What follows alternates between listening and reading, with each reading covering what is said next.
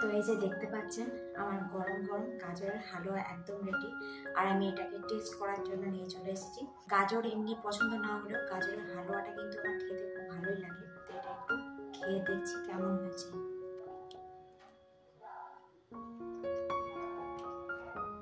দারুণ হয়েছে। আর কাজু বাদাম আমন্ড কিশমিশ ঘিয়ে ভাজা হয়েছে, তার যে একটা ফ্লেভার যখন মুখে পড়ছে এত ভালো লাগছে, দারুণ হয়েছে।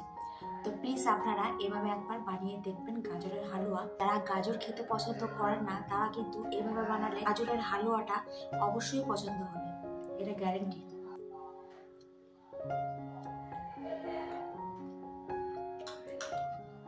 দেখুন গাজরের হালুয়াটা কতটা লোভনীয় হয়েছে।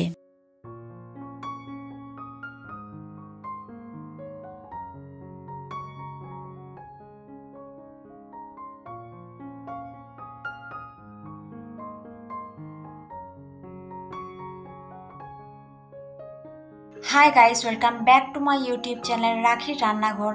আমি রাখি। তো আবার নিয়ে চলে এলাম আপনাদের জন্য নতুন একটা ভিডিও। নানা ধরনের রেসিপি দেখার জন্য চ্যানেলটা অবশ্যই সাবস্ক্রাইব করবেন, আর ভিডিওটা ভালো লেগে থাকলে লাইক কমেন্ট শেয়ার করবেন। তাহলে চলুন ভিডিওটা দেখতে থাকুন।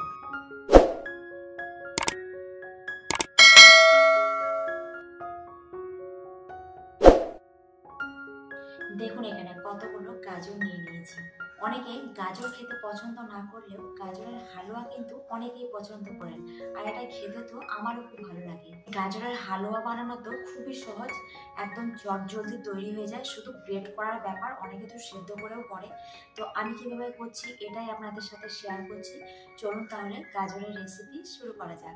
দেখুন এখানে গাজরের হালুয়া বানানোর জন্য এখানে 500 গ্রাম মতো গাজর নিয়েছি। আপনারা চাইলে লাল রঙের যে গাজরটা পাওয়া যায় শীতকালে সেই গাজরটাও নিতে পারেন। আমি এটা অরেঞ্জ কালারের গাজর নিয়েছি। তো যে কোনো ধরনের গাজরই আপনারা নিতে পারেন, এতে টেস্টের কোনো হেরফের হবে না। তো গাজরটাকে খোসা ছাড়িয়ে প্রথমে ধুয়ে পরিষ্কার করে নিয়েছি। আর গাজরটা গ্রেট করার জন্য 2 ধরনের গ্রেটার নিয়ে নিয়েছি। আপনারা চাইলে এই যে বড় ছিদ্রযুক্ত এর মধ্যেও গ্রেট করে নিতে পারেন, কিন্তু আমি এর মধ্যে গ্রেট করব না। এই যে ছোট ছিদ্রযুক্ত এর মধ্যে গ্রেট করে নেবো। এর মধ্যে গ্রেট করে নিলেও কোনো সমস্যা নেই। তো প্রথমে গাজরগুলো গ্রেট করে নিচ্ছি। তো এর মধ্যে গাজরগুলো গ্রেট করলে খুব মিহিভাবে গ্রেট হয়। এতে কিন্তু গাজরগুলো সেদ্ধ করতে খুব একটা টাইম লাগে না, আর তাড়াতাড়ি সেদ্ধ হয়ে যায়।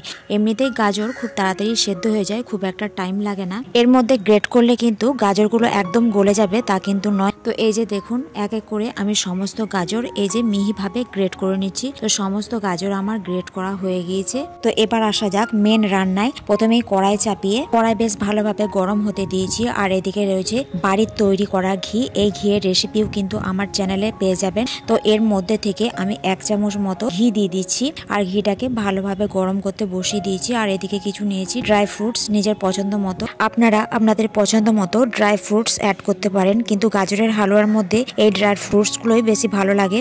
আমার নিয়েছি কাজু বাদাম আর কিশমিশ। তো এগুলোকে একটু ভালো করে আমি কুচিয়ে নেবো। সবগুলো কোচানোর প্রয়োজন নাই, আমার কাজু বাদামটাই একটু কুচিয়ে নেবো। এই যে দেখুন ভালো করে আমি ছোট ছোট করে এরকম করে কুচিয়ে নিয়েছি। এবার ঘিয়ের মধ্যে দিয়ে এগুলো একটু হালকা নাড়াচাড়া করে লাল লাল করে ভেজে নিচ্ছি। গাজরের হালুয়া বানানোর সময় আপনারা কিন্তু অনেকেই ড্রাই ফ্রুটস ঘিয়ের মধ্যে না ভেজেই দিয়ে দেন, কিন্তু আপনারা যদি ঘিয়ের মধ্যে একটু ড্রাই ফ্রুটস গুলো ভেজে দেন তাহলে কিন্তু দুর্দান্ত খেতে লাগে। এই গাজরের হালুয়ার সঙ্গে যখন ড্রাই ফ্রুটস গুলো মুখে পড়ে তখন দুর্দান্ত স্বাদ লাগে। তো অবশ্যই আপনারা ঘিয়ের মধ্যে ড্রাই ফ্রুটস গুলো একটু ভেজে নেবেন লাল লাল করে, তাহলে কিন্তু খেতেও খুব ভালো লাগবে। তো দেখুন এখানে গ্রেট করে রাখা গাজরগুলো আমি দিয়ে দিলাম। ড্রাই ফ্রুটস গুলো ভেজে রেখে কিন্তু তুলে রেখিনি, একবারে ওর মধ্যেই কিন্তু গ্রেট করে রাখা গাজরগুলো দিয়ে দিলাম। আপনারা চাইলে তুলেও রাখতে পারেন, আবার একই সঙ্গে দিয়ে গাজরগুলো একটু ভেজেও নিতে পারেন হালকা করে। তো এর মধ্যে একটা তেজপাতা ফাটিয়ে দিয়ে দিচ্ছি। বেশি ভাজার দরকার নেই, গাজরের মধ্যে যে জলটা আছে সেটা একটু শুকিয়ে গেলেই হবে। তো হালকা এটা 5 মিনিট মতো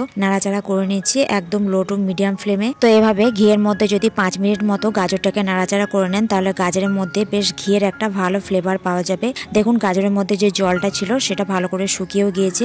এবার এর মধ্যে দুধ দিয়ে দিচ্ছি। দুধটা আমি বলে দিই, সামান্য একটু গরম জলে 2 প্যাকেট মতো আমুলিয়া গুঁড়ো দুধ 10 টাকা দামের। তো সেটা গরম জলের মধ্যে দিয়ে ভালো করে দুধটাকে গুলে নিয়েছি, ওই দুধটাই দিচ্ছি। এভাবে যদি দুধটা দেন তাহলে কিন্তু গাজরের হালুয়াটা দারুণ লাগবে খেতে। এই দুধটা মোটামুটি 1 কাপ মতো হবে। তো এটাকে দিয়ে ভালো করে গাজরটা একটু সেদ্ধ করে নেব। তো দেখুন দুধটা দিয়ে গাজরটা একটু নাড়াচাড়া করে নিয়েছি হাই ফ্লেমে। এবার এটাকে ঢাকা দিয়ে মোটামুটি 5 থেকে 8 মিনিট মতো ঢাকা রেখে দিচ্ছি। আর এটা গাজরটা একটু হালকা করে সেদ্ধ করে নেব। তো দেখুন মোটামুটি 5 থেকে 8 মিনিট পর আমি ঢাকনা খুলছি। গাজরের মধ্যে যে দুধটা দিয়েছিলাম সেটাও কিন্তু পুরোপুরি শুকিয়ে গিয়েছে আর গাজরটাও কিন্তু সেদ্ধ হয়ে গিয়েছে। এবার আবারও একটু ভালো করে নাড়াচাড়া করে নিলাম। মিষ্টির জন্য 1 কাপ মতো চিনি নিয়েছি। 1 কাপ লাগবে না, যতটা লাগবে হাফ কাপের থেকে একটু বেশি। গাজর এমনি কিন্তু খেতে খুবই মিষ্টি হয়, তাই খুব একটা চিনি দেওয়ার কোনো প্রয়োজন নেই। তো চিনিটা দিয়ে ভালো করে মিশিয়ে নিচ্ছি। আর চিনি থেকেও কিন্তু গাজরে অনেকটাই জল ছাড়বে। চিনিটা দিয়ে ভালো করে মিশিয়ে নিয়েছি দেখুন। আর চিনি থেকে যে জলটা ছেড়েছে সেটাও কিন্তু গ্যাসের ফ্লেম মিডিয়াম রেখে জলটা শুকিয়ে নিচ্ছি ভালো করে নাড়াচাড়া করে। আমি যেভাবে গাজরের হালুয়াটা বানাচ্ছি সেম ভাবে করলে কিন্তু তবেই গাজরের হালুয়ার যে দুর্দান্ত স্বাদ সেটা পাওয়া যাবে। তো দেখুন জলটা আমি ভালো করে মিডিয়াম ফ্লেমে জলটা আমি ভালো করে শুকিয়ে নিচ্ছি। আর মিষ্টির দোকান থেকে কিনে এনেছিলাম খোয়া ক্ষীর, যে কোনো মিষ্টির দোকানেই পেয়ে যাবেন। 100 গ্রাম মতো হবে। তো খোয়া ক্ষীরটাকে ভালো করে ভেঙে এর মধ্যে দিয়ে দিচ্ছি। খোয়া ক্ষীর কিন্তু আপনারা অবশ্যই দেওয়ার চেষ্টা করবেন। তো এই যে দেখুন 100 গ্রাম খোয়া ক্ষীরটা হাতের মধ্যে ভেঙে আমি দিয়ে দিলাম। এবার গাজরের সাথে কিছুক্ষণ এটা নাড়াচাড়া করে মিশিয়ে নিচ্ছি।